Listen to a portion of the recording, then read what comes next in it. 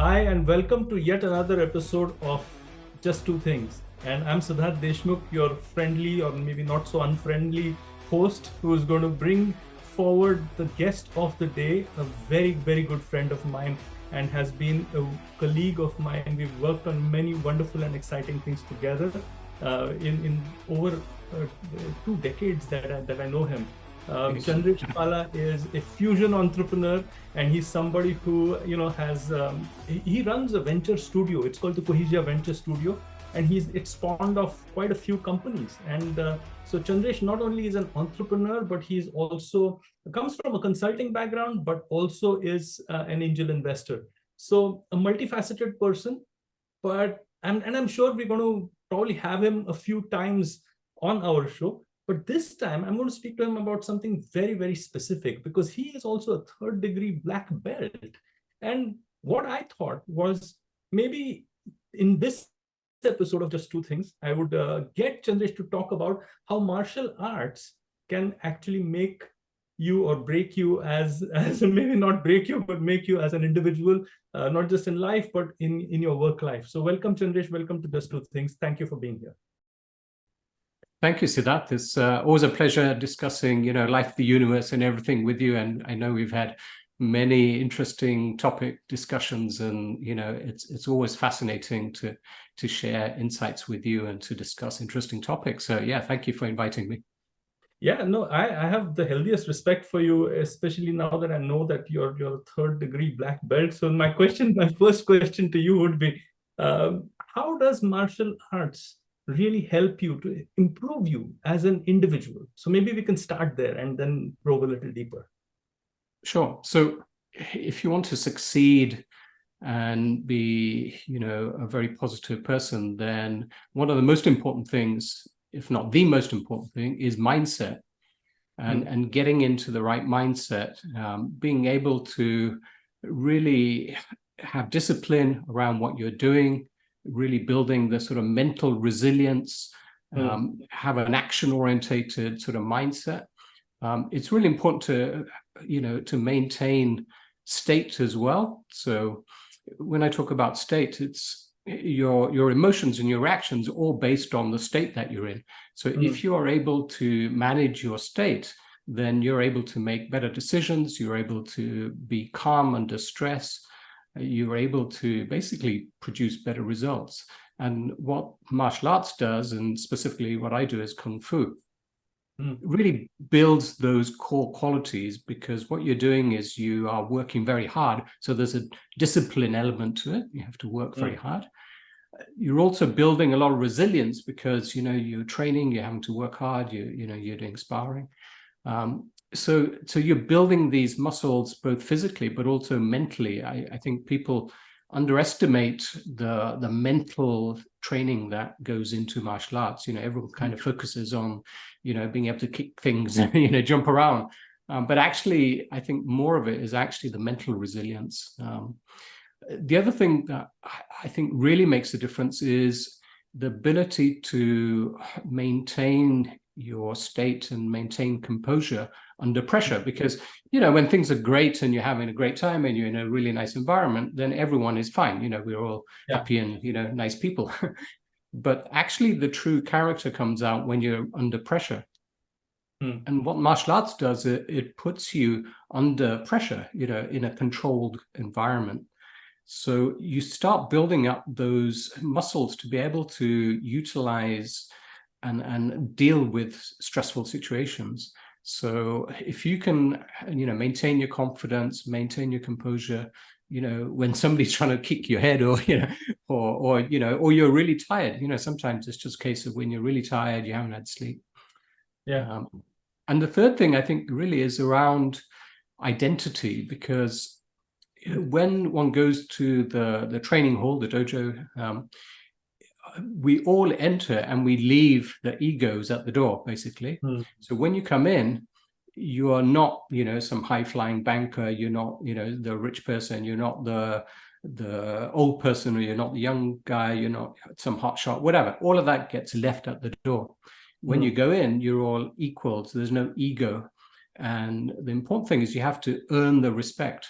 So basically, it's a clean sheet. You have to earn that respect. So that's really important as well. I think, people get too caught up in the fact that they are a CEO, or, they have so much money, or, we have people who come who are very successful and not so successful, but they're all equals. And sometimes it's the people who are senior, who are, junior, in terms of their age, and maybe they're just students, are teaching people who are CEOs. So, in that situation, one has to kind of put your ego away and be taught by somebody who's, maybe younger and, doesn't earn anything yet. So it's fascinating. It's an interesting environment. Amazing. So I just have a couple of thoughts which have come to my mind. First is, I would like you to maybe differentiate it from other methods of, improving yourself as an individual, especially when it comes to work. Like maybe people do meditation, or they do yoga, or they do other aspects, right? Other things. I'm wondering what is specific about martial arts that, has its own edge or has its own perspective. Sure. One is, I think it's that's opposite of almost meditation. So within martial arts, you do the meditation, but meditation allows you to be calm and stay calm. But what it doesn't necessarily do is to put you in that stressful situation. Yeah. So what martial arts is doing is to actually put you in very stressful situations and put you in a situation where you have to learn complex things very quickly. So it's almost training your brain and your body and everything to deal with life, actually. Whereas other things are maybe helping you to deal with things, when you're in that situation, but they don't put you in those situations in a controlled environment, if that makes sense. On the ground, yeah. Exactly. No, can you maybe name an instance, if it's not too private, wherein it has literally helped you tremendously, especially in the past year or something like that, in your work, or specifically? Yeah, I think, we went through COVID, and, we had a lot of illnesses, and I had all kinds of issues with, knee issues and hip issues and illnesses and things. But actually doing martial arts, when you come in to the dojo, into the hall, you are equal and you have no excuses. So that's another important thing. You can't say you're too old, you're too young, you got a bad leg or whatever. All those things get left at the door. So it puts you in the mindset of no excuses, right? When you go there, there are no excuses. It doesn't matter.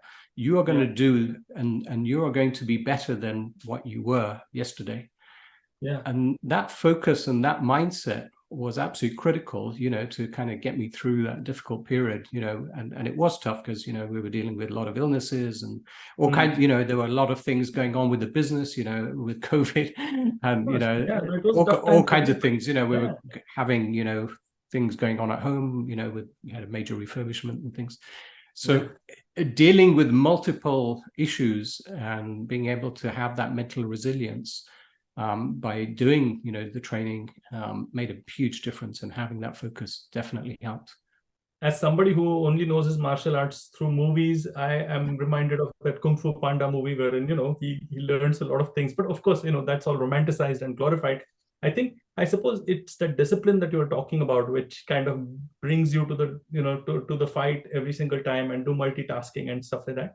What I've learned from you in this conversation so far leads me to my second question, which is around the social element. You talked of social element, everyone coming at, but now let's put the same thing into business terms, right? You're an amazing business leader. You've seen ups and downs throughout, your work life. And if you look at martial arts, and if you look at the way in which martial arts actually makes you a great team leader or an entrepreneur, it will be great to have your perspective on something like this. Yeah, and maybe I can illustrate it with a specific example. Yeah, lovely. Yeah. So one of the things that I had to do for my third degree black belt grading was to break a very big concrete block. These are the things that people use to build houses with. It's a very big, thick concrete block. Now, so if you think about that as an analogy to your business, so say you're an entrepreneur, you need to basically make a business breakthrough. And it is literally, anyone that's set up their own business, and it is like trying to break through a concrete block. You have to make a business breakthrough, whether you're a small business or a very big corporate. If you want to have that big, business breakthrough, then it is literally like having to get through a concrete block. So there are a number of things that I needed to do and utilize, and those are things that I think we can apply to the business scenario as well. Firstly, you need a clear goal and belief. Yeah. So having that block and knowing that this is what I need to do, it's really focuses, so as a business, if you have a really clear goal and everyone understands what that goal is, that's really important. Secondly, I needed to believe that I could break it, because if I didn't believe, then basically I would have got injured. It's kind of counterintuitive, because the more you hesitate, the more likely you are to get injured, because you're not fully committing. And it's the same with business. If you are an entrepreneur, you have to go 110%. You have to believe, and you have to jump in. And we've all heard business stories about people kind of burn the ships kind of thing. You have to believe, and if you don't go 100%, you will fail. So that's another thing.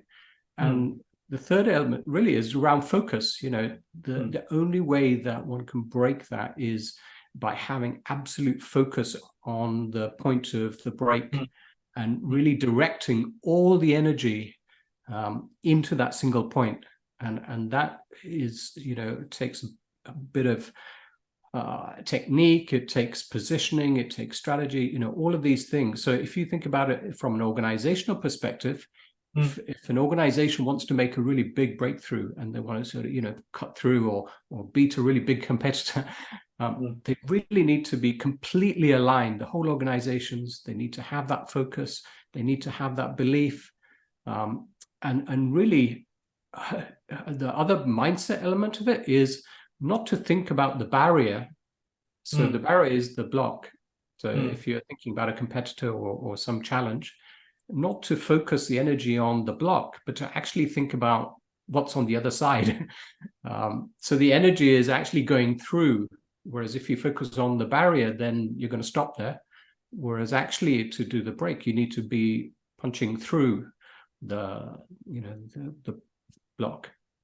Wow. So I think one can apply a lot of those, examples to an organization.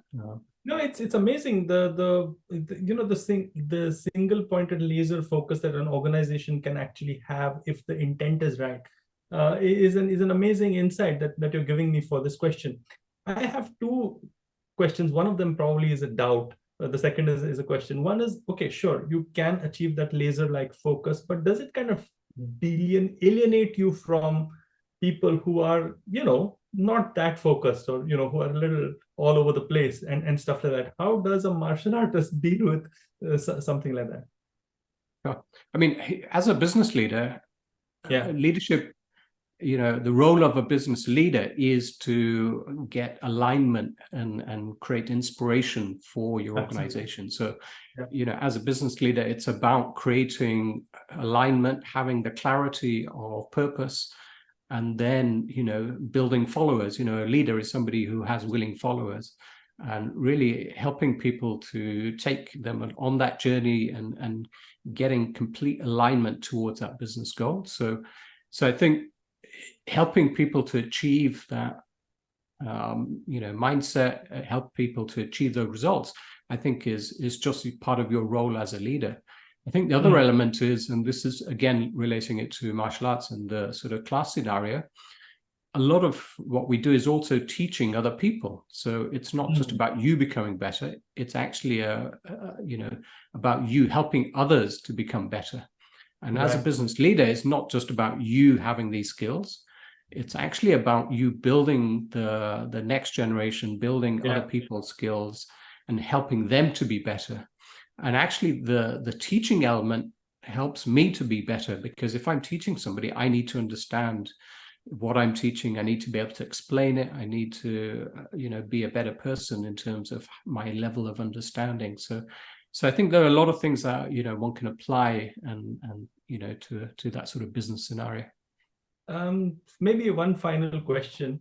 It's just been playing in my mind. So you talked of this block, and I'm assuming that there's an ice cream after the end of the block, and I'm kind of trying to smash through and get to the ice cream. So that's what the way in which I was picturing it. Then I thought of Steve Jobs and the fact that he could kind of bend reality, or what he was talking about. So maybe he could see the ice cream behind the block, was what I was thinking. But now here you are, and you have the ability to kind of do this and motivate yourself and connect it. But there might be other people who might not really see that ice cream, behind that block. And then it becomes probably a question of belief versus facts, because the facts are that there is a block in front. And as a leader, you're able to see what is beyond the block. So how would you deal? Now, I want you to put your coaching or martial arts / coaching hat on, and just kind of play with this question. How do you do this? Yeah, so and I can apply it to the sort of martial arts scenario as well. So when somebody starts martial arts, or when somebody starts learning, basically they are a white belt. They come in and they see all these people doing all these things, and they think, I'm never going to learn this, right? But the thing is that they don't need to know all those things from day one. Everyone starts as a white belt, and all they need to do, there's a certain set of things to get to the next grade. Yeah. So the focus isn't on becoming a black belt. It's just about getting to the next grade. So it's one step at a time. It's okay. So these are the, really simple things that you need to master to get to that next level. And, if one applies that to, as you know, I'm a project manager as well, and have been a program manager. So it's all about doing that next level, getting to that first stage, and really just focusing on that. So if somebody can't see that, end goal, and that looks like a big mountain to climb, then all you're telling them is just get to this next step. Don't worry about the rest. Just get to that next step, get to that next yellow belt or whatever. That's all you need to worry about. And, just always just one step at a time. And before they know it, they're doing things that they never realized they could achieve. So I think, don't think about that big mountain that they need to climb. Take one step at a time. Beautiful. Chandresh, I've heard you say one step at a time to me so many times during our work together that this is bringing me major flashbacks. But thank you for such wonderful answers to these questions. What I've learned specifically, and I just wanted to share it with you, is one is maybe keep your ego at the door when whatever level or position you're in, so that you can learn more and you can actually, start actually engaging in the world of life or in the world of business is something that I'm getting. The second is this balance between belief and vision and the facts that stare you in the face. And a leader's real job is the ability to, kind of look at the big picture or the vision, but yet be able to kind of translate that into short, small steps for everybody else who can't see the ice cream behind the block to actually imagine and maybe start salivating. So I think those are the two core insights, especially taking that one step at a time. Lovely. So just two things. Wonderful. Thank you, Chandresh Pala. See you once more in a short while.